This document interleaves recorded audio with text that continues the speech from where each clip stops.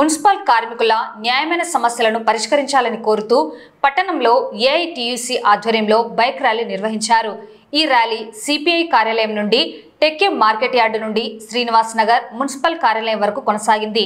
Municipal కార్మికుల న్యాయమైన డిమాండ్లను పరిష్కరించాలని ఏఐటీయూసీ నేతలు ప్రభుత్వాన్ని డిమాండ్ చేశారు।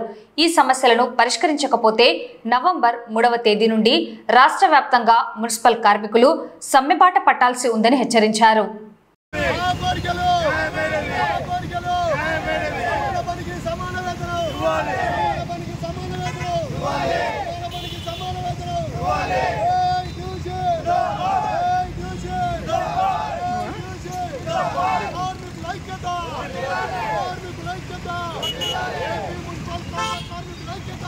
రాష్ట్ర పిలుపులో భాగంగా నంద్యాల మన సిపిఐ ఆఫీస్ నుండి టిక్కే మార్కెట్ మీద శ్రీనివాస్ సెంటర్ మీద సంజయ్ గేట్ మీదుగా మున్సిపల్ ఆఫీస్ కాడికి చేరుకున్నారు। కార్మికుల సమస్యలు పరిష్కరించాలని చెప్పేసి పెద్ద ఎత్తున ఆందోళన ఈరోజు అడుస్తున్నాయని గొగ్గోలు పెడతాయని ఈరోజు మాత్రం ప్రభుత్వానికి చీమ కుట్టేది కూడా లేదు। కాబట్టి రేపు సమ్మె నవంబర్ 3వ తేదీగా సమ్మెను పిలుపునిచ్చాం।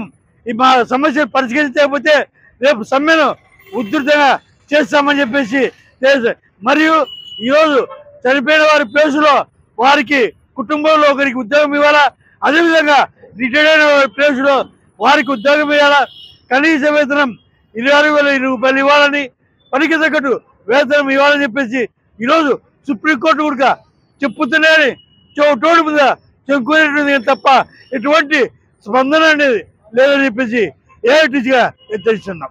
రాష్ట్ర వ్యాప్తంగా గత 13 రోజుల నుండి మేము విడతల వారీగా రాష్ట్ర పిలుపు మేరకు రోజు ఒక సమ్మెలోకి పాల్గొంటున్నాము। అయినా ఈ ప్రభుత్వానికి నిమ్మకు నీరెట్టినట్టుంది। మా సమస్యలు ఏం వాళ్ళు పట్టించుకోవడం లేదు। గత 25 సంవత్సరాల నుండి మున్సిపాలిటీ కాంట్రాక్ట్ కార్మికులు అవుట్సోర్సింగ్లోనే చేస్తున్నారు। వాళ్ళని నిర్దాక్షిణ్యంగా మీకు 60 సంవత్సరాలు నిండినాయని వాళ్ళని తొలగిస్తున్నారు।